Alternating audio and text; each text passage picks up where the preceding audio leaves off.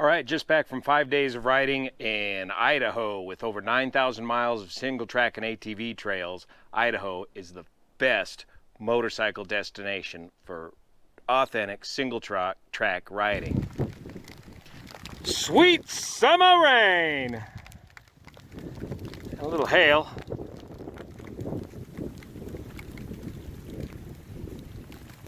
Germania Creek Trail.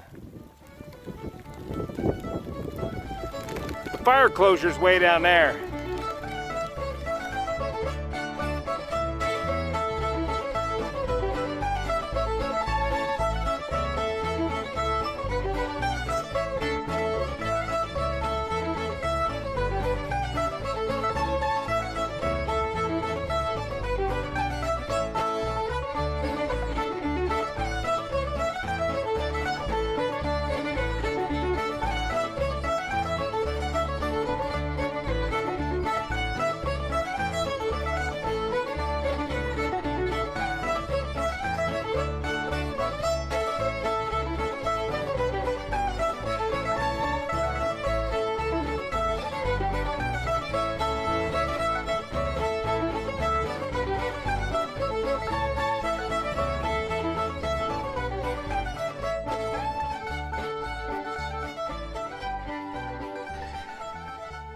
If the hard terrain in Idaho don't get you, the altitude will. You're working very hard at 7,000 to 9,000 feet, and so you better be up on your aerobic capability to ride trail in Idaho, even on the lightweight 300 TPI.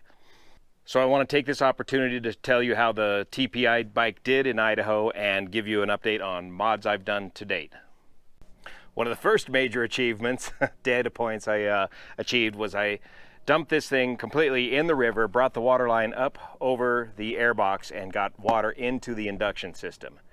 I was very concerned about how the TPI all-electric bike would react under such a condition, but here's how it went. Okay, another important data point. I've proved that you can effectively drown these TPI bikes in the water and recover them. In this case, I was able to use the Kickstarter. I got the water line down below the intake. When I pulled the air cleaner off, there was water right down the throat of the induction system. So I bailed that out and tipped over right in that slippery stuff right there. I couldn't hold the damn thing up out of the water. But, so you worry about draining the battery, trying to get her going again. I was able to get her going again with kick-starting. A couple tricks: you can pull the choke, quote, choke lever, and you can crank the idle screw way up, and she'll eventually get going again. Get all that water out of there first. I gotta dry out the air filter now. The 300 TPI, water tested. Check. Another point I want to make about swamping your bike is a good reason why you should always carry a spare spark plug. Remember, the spark plug in the TPI bike is unique to the TPI bike and rather more expensive, of course, than the spark plug for your carbureted bike. Remember too that if you do get water in the cylinder, do not hydraulic lock and bend your connecting rod. Pull that spark plug out and get any water that got into the cylinder, into the induction system, out. Water is an incompressible fluid. Also, when you're on the trail, you should always carry a spare air cleaner with you. They don't weigh anything. They roll up into nothing. And then you don't have to wait on the side of the trail to dry out your air filter. You can just throw your new one in there and go if you swamp your bike. And also consider carrying the dust covers for your air filter, especially in dusty summer conditions when you're riding with the group. The other thing I learned on this trip is the effect of altitude on the TPI bike. In Idaho, it's not uncommon to work between 3,000 and 9,000 feet in a very short order, and this is where the TPI really shines. On day 4, while riding with a very experienced group of riders, we went from about 8,000 feet down to 3,000 feet in a very short amount of time, bulldogging down the last 500 feet very quickly, kind of gerschladering down the mountain with the, stalling the bike with the rear, locking up the rear brake and sliding down the mountain Once we got to the bottom of the mountain down at 3,000 feet, for the first time this bike didn't run right. You'd give it the gas and it would bog down. Well, remember on the first impressions video where we were discussing what the manual says when you transport your bike from low altitude to high altitude to reset the ECU by starting the bike, stopping it, waiting 5 seconds, starting the bike, stopping it, waiting 5 seconds until the ECU gets reprogrammed for the new altitude. Well, the TPI on these bikes, correct me if I'm wrong, the TPI on these bikes does not continuously update its altitude position. I believe it only updates its altitude position every time you shut it off, wait 5 seconds, and restart it. In the case of coming down that long downhill stretch straight away, see, when you're climbing up the hills in Idaho, it's so difficult that you're going to stop and take a break every couple thousand feet at least, or 1,000 feet or so at a minimum, or less, depending on your physical fitness. And during that break, while you're catching your breath, the computer is reprogramming. Coming down that mountain with those, trying to keep up with the group, we never stopped. We just blasted down all the way down to the bottom of the mountain. So as I was troubleshooting this thing as we were gliding along, I would pull in the clutch, shut down the engine, wait 5 seconds and restart it, let it idle, run a bit, shut it down again, pull in the clutch, repeat that process, and after a couple of restarts, the thing ran perfect once again. So on the TPI bikes, it's not continuously updating the altitude or the density altitude. You have to shut down the engine, wait 5 seconds, and start it back up to reprogram, rejet the bike for your new altitude. Other than that, the bike ran great, no flats, no breakdowns, no tickets. So we'll go over some of the things I've added to the bike to date here and some of the things I might want to add later on. First off, started with a rear brake guard here. You can see already it's taken a few hits there in Idaho, very easy to do. U.S. Forest Service approved spark arrestor. You need to get one of these right away. Their FMF has the turbine core 2.1 or .2. This is the smaller, lighter, less expensive .1. I think the .2 is supposed to give you a little additional horsepower, something I don't need. I got plenty here to handle as it is. I did crank up the preload on the rear shock about 3/4 of a turn, and with this stock spring at my empty weight at 180 pounds, the stock spring is handling. I'm coming up with the correct sag. I'll continue to check that as we continue to bed in the suspension. Added the carbon fiber protector for the pipe, cleaned up that terrible hose clamp setting there. And you can see it's taken a few hits too already. Added the fan to the radiator. Definitely going to need that, especially if you're a C-type rider in the mountains, going slow up these long uphill climbs. You will fire off that fan. I'll have a separate video on that fan installation. This is the stock fan that comes from KTM, a Spall fan from Italy. I have not added any additional radiator protection yet. This heavy plastic system seems to support it well enough at this point. And then of course added the bark busters.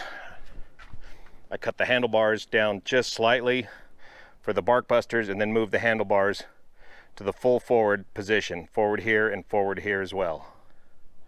I've not raised the handlebars, just moved them forward. I've also added this Enduro Engineering additional brake lever grabber here, because I'm the type of guy that I keep my boots off of the brakes and got to reach up and stomp for the brakes, and I often miss this tiny little stock brake pedal. So I added the much bigger Enduro Engineering brake pedal. Some guys who keep their feet over the brake may prefer the stock one, as you might overheat your rear brakes if you're riding that one too much. And then finally, a plastic skid plate. Got to have some kind of skid plate protection. This skid plate is just held on with 2 screws right here and here, so very easy to remove for oil change.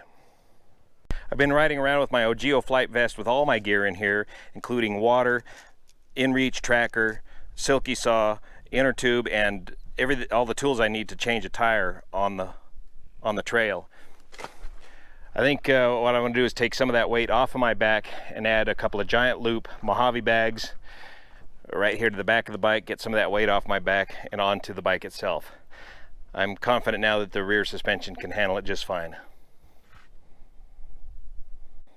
I've also added the mapping switch, but so far I've really found no compelling reason to run it in the mode 2 or comfort setting.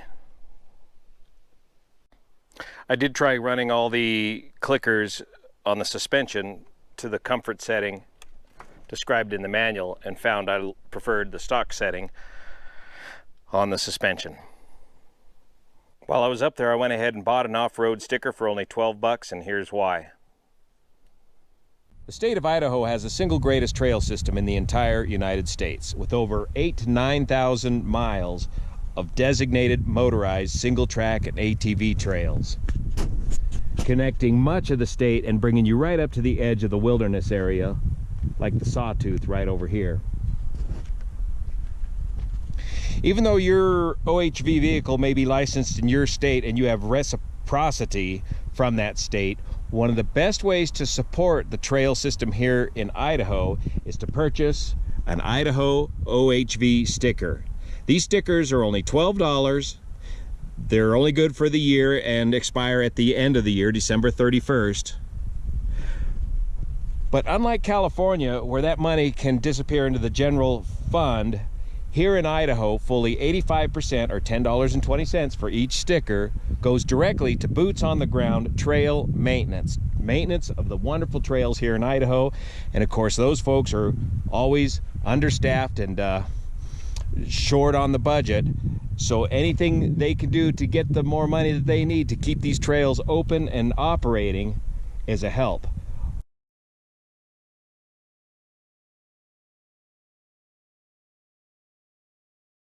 Also, too, rugged individualism, the individual, it's also best for all of us users to carry saws and help those Forest Service crews keep those trails open.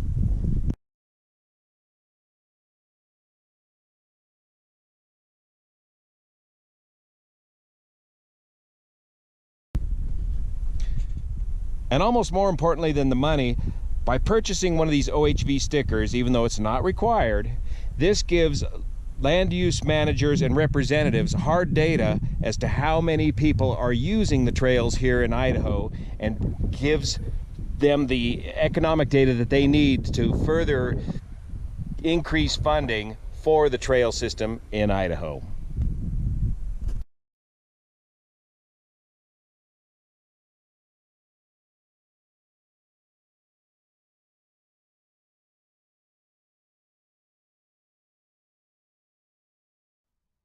Idaho OHV stickers, supposed to go on the right fork. Numbnuts here put it on the left fork. Available at most of your retail stores, anywhere where you can pick up your fishing license or hunting license. Only $12. See you here. When you get to your riding area, get the latest MVUM or motor vehicle use map for the local area and stay on those designated trails.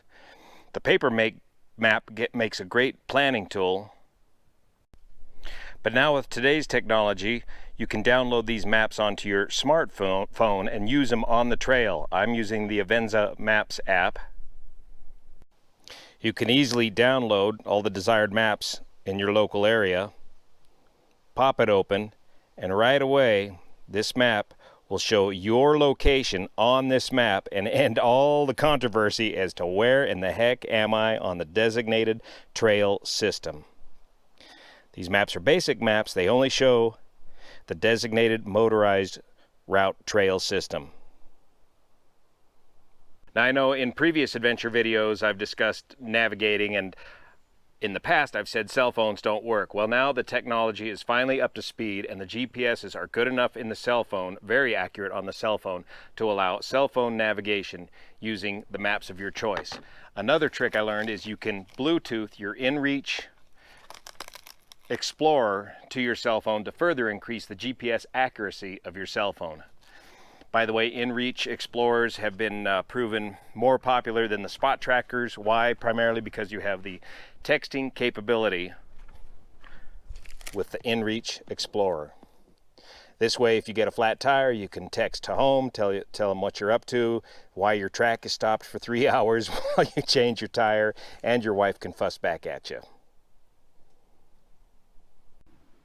The 2019 KTM 300 XCW TPI, thoroughly flog tested on the trails of Idaho. Works good, lasts a long time. See you here.